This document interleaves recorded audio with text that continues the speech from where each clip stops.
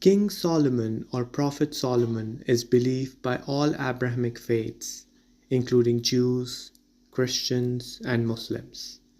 Solomon's great wisdom and vast wealth are described in both the Old and the New Testament.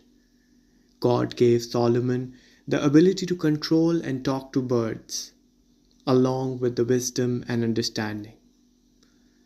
The Quran narrates that Solomon controlled the wind and the jinn. The jinn helped strengthen Solomon's reign.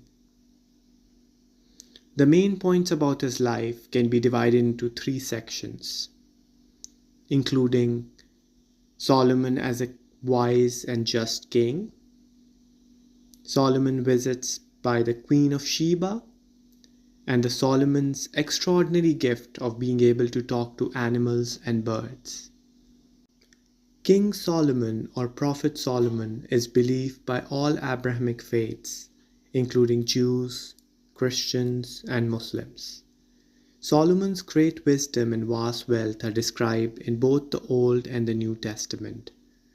God gave Solomon the ability to control and talk to birds, along with